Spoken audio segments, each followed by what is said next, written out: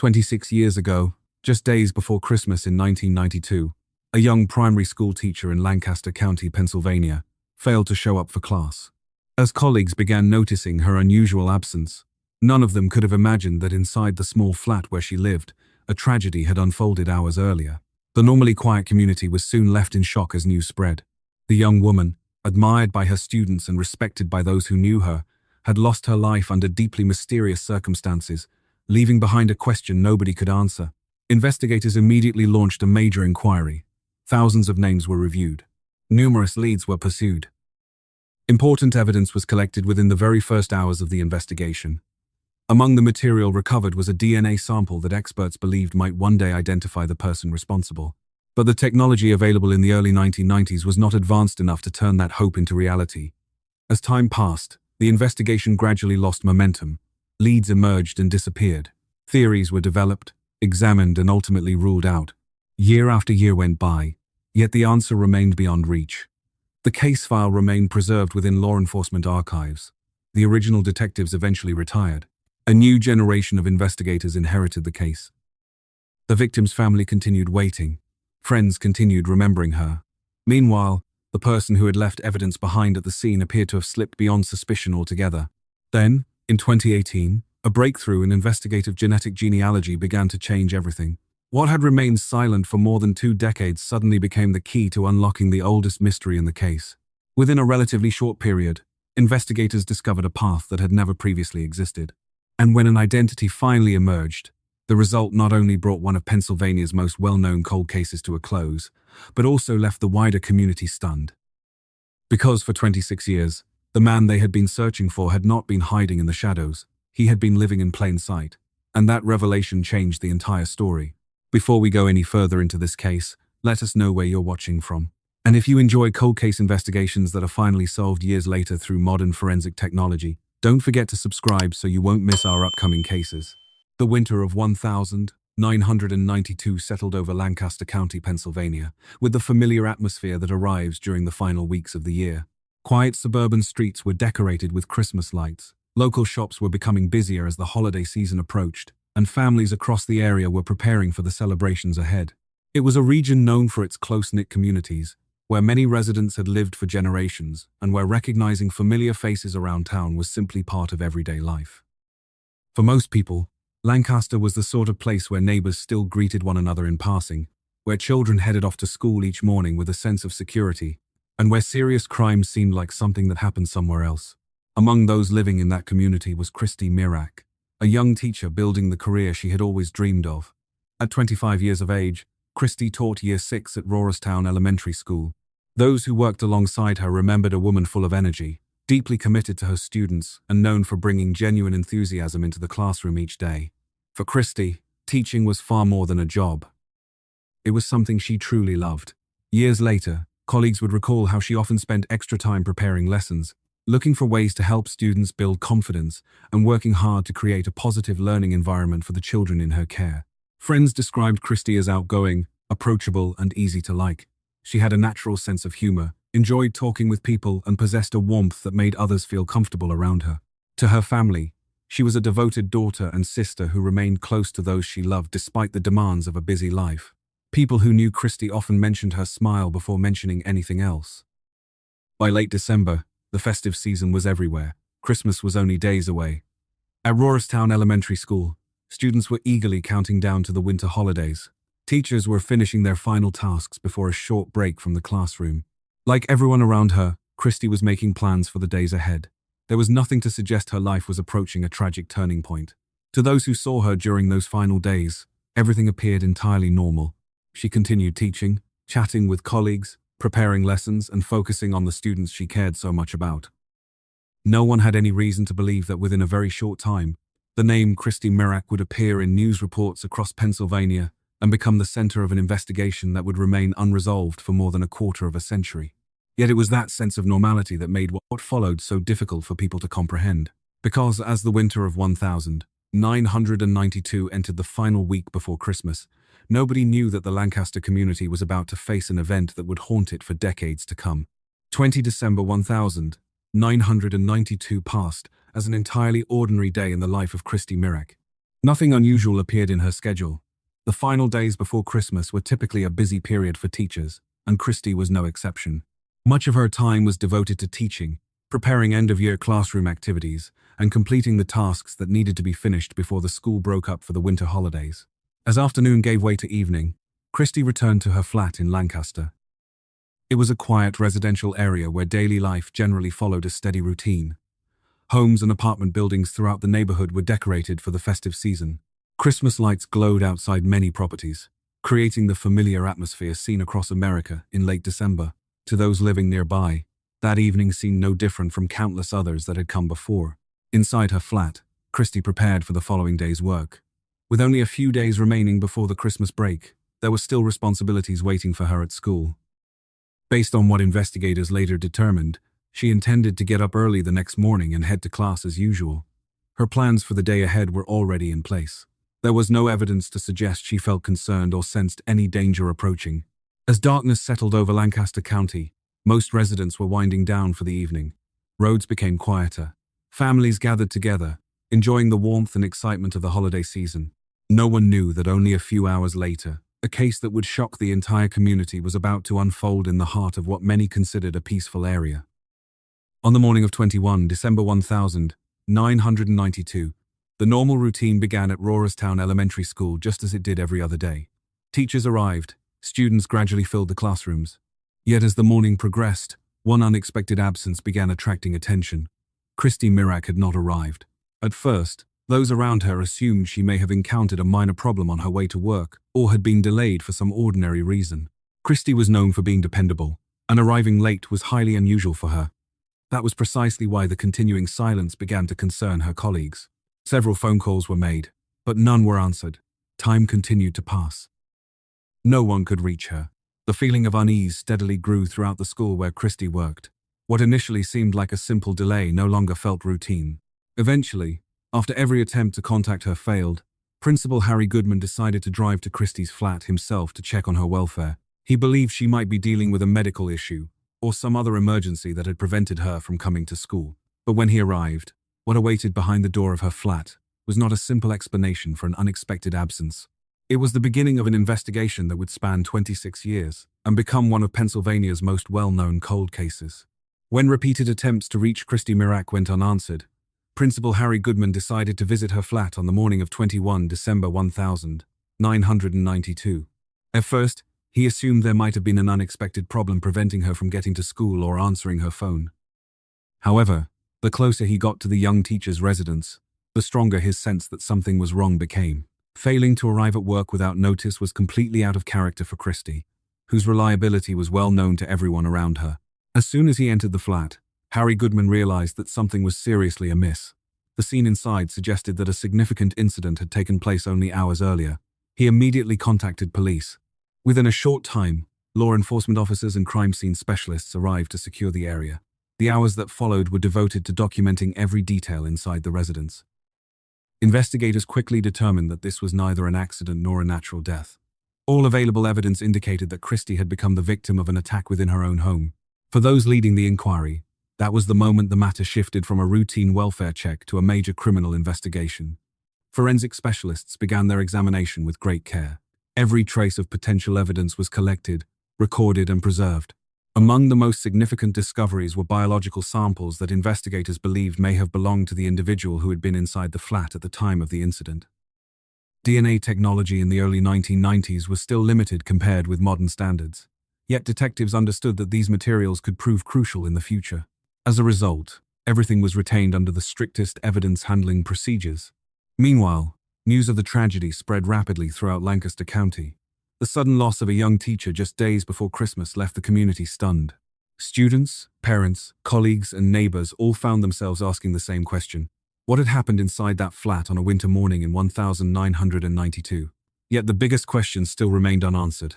Who had been at the scene? What connection, if any, did that person have to Christy? And why had a young woman admired by so many become the center of a case that shocked an entire community? Although investigators recovered valuable evidence from the residence, the identity of the person responsible remained completely unknown. At that stage, all detectives possessed were a collection of forensic traces, a number of untested theories, and the hope that somewhere, Somehow, a lead would emerge strong enough to point them towards the truth. In the days following the discovery of Christy Mirak in her flat, the investigation quickly became a top priority for law enforcement across Lancaster County. Pressure came from every direction. The community wanted answers. Her family needed to understand what had happened to their loved one. Colleagues and students alike struggled to comprehend how a young teacher, respected and admired by so many, had become the victim of such a shocking crime. From the outset, investigators worked to reconstruct the final hours of Christie's movements. They examined telephone records, personal relationships, places she regularly visited, and anyone known to have had contact with her in the days leading up to December 1992. Hundreds of interviews were conducted. The list of individuals requiring follow-up continued to grow as new information flowed in from members of the public. The inquiry soon expanded on a scale rarely seen in the area. More than 1,500 people were screened in the effort to uncover a lead capable of moving the case forward. Friends, acquaintances, and others connected to Christie were interviewed repeatedly. Individuals who had been seen near the apartment complex were also scrutinized. No detail was considered too minor to investigate. At the same time, forensic specialists focused their attention on the biological evidence recovered from the scene. This was regarded as one of the most promising avenues available. However, DNA technology in the early 1990s had not yet advanced far enough to unlock the full value of those samples. Testing helped eliminate numerous individuals, but it could not identify the person investigators were seeking. Over the course of the investigation, a number of theories emerged. Some early leads appeared highly promising, only to reach dead ends. There were occasions when detectives believed they were closing in on an answer. Yet whenever the evidence was carefully assessed, it fell short of conclusively linking any one person to the crime. As the years passed, public attention gradually faded in the absence of any major breakthrough. For those assigned to the case, however, the frustration only grew. They knew someone was directly connected to what had happened to Christie. They knew the scene had yielded important evidence. The problem was that science at the time could not transform those traces into a specific identity. After months turned into years, the investigation began to lose momentum. Fresh leads became increasingly rare. Nearly every viable avenue had been explored. Although the case was never officially closed, it slowly entered a stage that no investigator ever wants to see. The murder of Christy Mirak became a cold case. Yet inside the evidence storage facilities, crucial exhibits collected in 1992 remained carefully preserved. At the time, no one knew whether they would ever provide the answer. Even so, many continued to hope that one day future technology would achieve what had been impossible in the present. 2 years passed, then 5.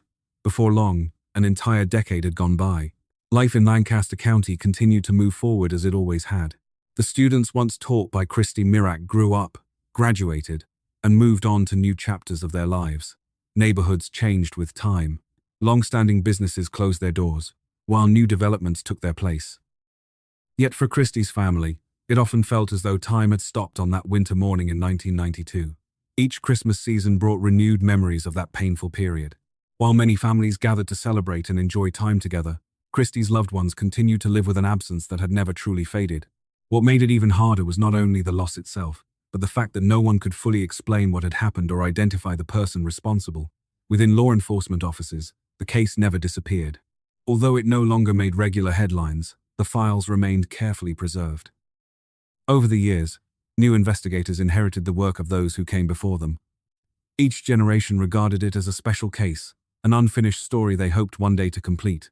There were occasions when advances in forensic science prompted a fresh review of the evidence. Specialists continued examining the material collected from the scene. Whenever a new analytical technique emerged, hope returned once again. Even so, the results never quite delivered the breakthrough everyone had been waiting for. Most importantly, the DNA samples recovered in 1992 were never discarded. They remained secured in evidence storage, preserved according to strict procedures for more than 2 decades. Those samples were like a door that had never been opened, holding the answer inside, but lacking the key needed to unlock it.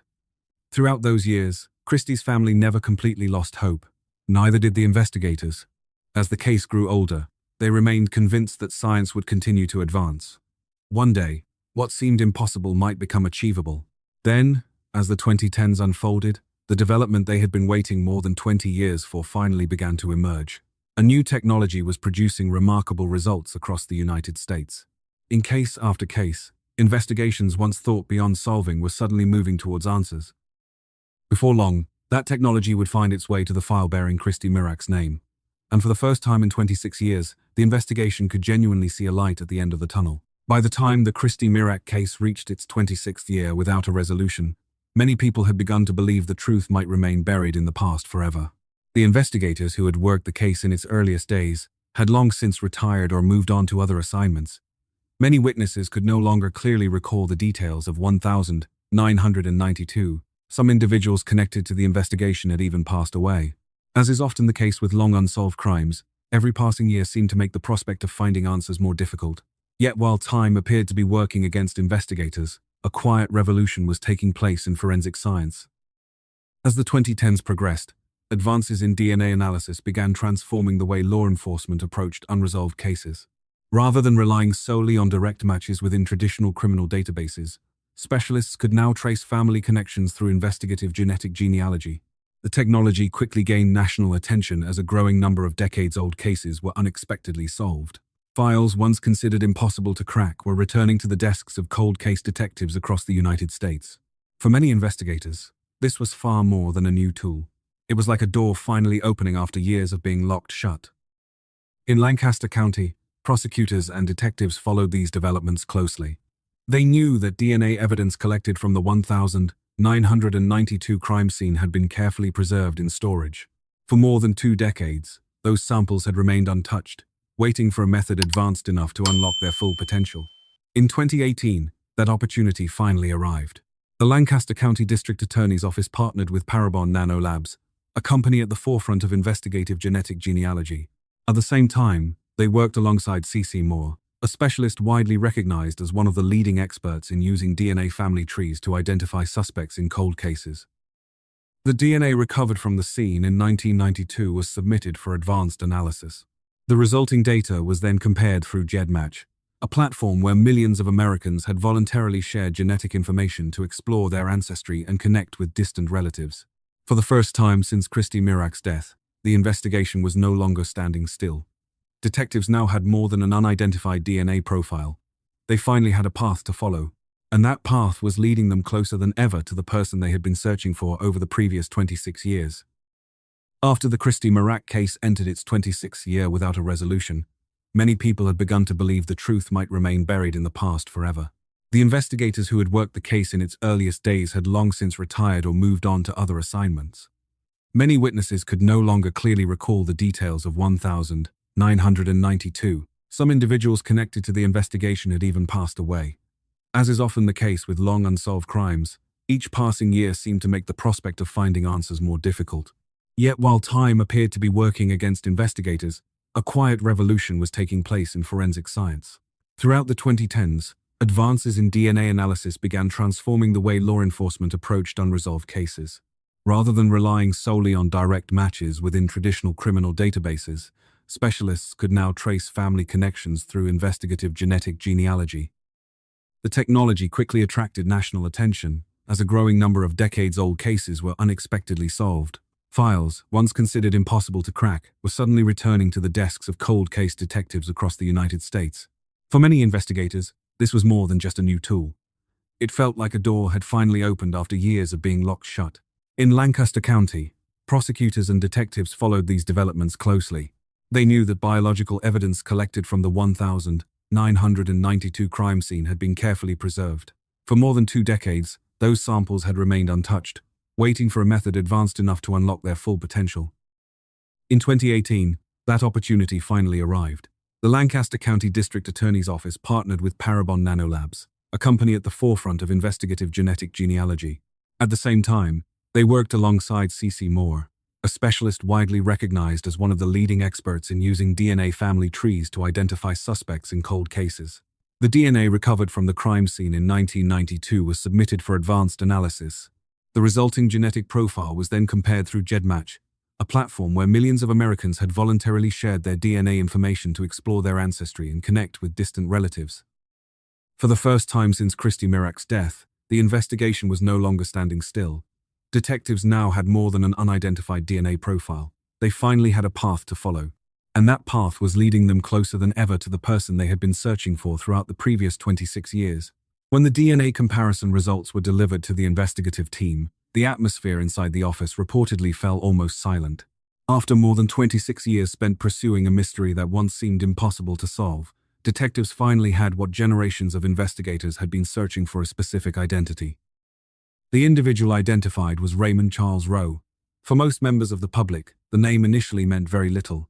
In Lancaster County, however, the situation was entirely different. Many people throughout the community knew him by another identity, one that regularly appeared at weddings, family celebrations, local events, and entertainment functions across the region. He was known as DJ Freeze. That detail alone made the outcome of the investigation all the more shocking. For years, local residents had seen DJ Freeze performing at public gatherings and private events. He had built a reputation as a well-known entertainer, regularly interacting with clients and taking part in community activities. Many people had met him. Some families had even invited him to be part of important occasions in their lives. Meanwhile, the case file relating to Christy Mirak remained among Pennsylvania's unsolved investigations. For more than 2 decades, those two stories existed side by side without anyone realizing they might be connected. For detectives, the discovery also helped explain why traditional investigative methods had struggled for so long. There had been no confession. No witness had ever directly identified a suspect, and there was no evidence strong enough to lead investigators to the right person during the early years of the 1990s investigation. The technology available at the time simply lacked the ability to turn the biological evidence from the crime scene into a specific name. By 2018, however, science was finally capable of doing exactly that. The DNA evidence carefully preserved since the winter of 1992 had ultimately revealed the story it had been holding for more than a quarter of a century. As news of the breakthrough began spreading throughout Lancaster County, many residents were left stunned. Some found it difficult to accept that the person identified was someone so familiar within the local community. What made the case especially remarkable was not only the 26 years spent waiting for answers, but also the reality that the identified individual had lived an apparently ordinary life, in full view of the public, throughout that entire period. For Christy Mirak's family, the moment brought both answers and emotions that were difficult to put into words. After years of living with unanswered questions, they finally learned the identity of the man investigators believed was directly connected to the tragedy that unfolded on that December morning in 1992. The promise made at the beginning of this story had finally been fulfilled. A mystery that had endured for 26 years had been solved. Yet the pursuit of justice was not over. Because once the identity had been confirmed, the next step was to bring the case before the courts and finally close one of the most well-known cold case files in Pennsylvania's history. After DNA evidence confirmed the identity of the man investigators had been trying to identify for more than 26 years, the case swiftly moved into its final stage. What had once been a cold case sitting in storage had now become an active prosecution supported by a clearly identified suspect and a body of evidence built from multiple sources. In June 2018, Raymond Charles Rowe was arrested in Pennsylvania. The announcement quickly attracted attention from both local and national media. For many residents of Lancaster County, it was a moment they never believed they would witness. After more than a quarter of a century, the Christy Mirak case had finally reached a decisive breakthrough. Over the following months, prosecutors continued strengthening their case. At the center of the investigation was the DNA evidence, the genetic genealogy analysis, and the investigative work that ultimately led detectives to Raymond Rowe. The biological material, carefully preserved since 1992, had now become the foundation of the entire prosecution. In 2019, as the case moved through the court system, a significant development occurred. Rather than proceeding to a lengthy trial, Raymond Rowe chose to plead guilty. That decision meant Christy's family would not have to endure additional months, or potentially years, of legal proceedings before receiving answers. For the Mirak family, the moment carried a complex mix of emotions. No sentence could bring Christy back. No legal outcome could erase the loss they had lived with since 1992. Yet after more than 26 years of unanswered questions, they had finally received the explanation they had waited nearly 3 decades to hear. After reviewing the case, the court sentenced Raymond Charles Rowe to life imprisonment, without the possibility of parole. It marked the legal conclusion of a journey that had stretched across generations of detectives, prosecutors, and forensic specialists. For law enforcement in Lancaster County, the Christy Mirak case became a powerful reminder of something they had always believed. Time may slow an investigation, but it does not necessarily bury the truth. After 26 years, justice had finally arrived. Late, but not forgotten. The winter of 1992 has long since become a distant memory in Lancaster County.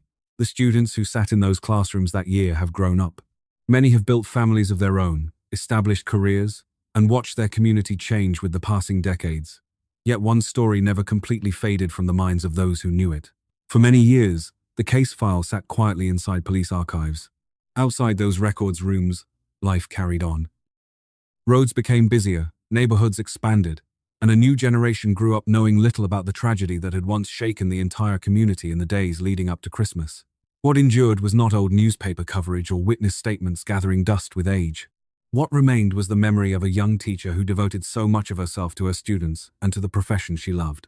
Those who knew Christy continued to remember her smile, her enthusiasm, and the way she made people feel welcome the moment they walked into her classroom. When the final answer emerged in 2018, it did not change the past. It could not erase the loss her family had carried for more than 2 decades. What it did provide was a conclusion to a chapter that had remained unfinished for far too long, delivering the answer so many people had waited years to hear. The case also demonstrated something remarkable. Evidence that appears forgotten by time is not always lost. Sometimes it quietly preserves its own story, waiting for science to advance far enough to reveal what was hidden all along. With the right technology, pieces that remained scattered for decades can suddenly come together and form a clear picture. Today, the name Christy Mirac is no longer associated with an unanswered mystery.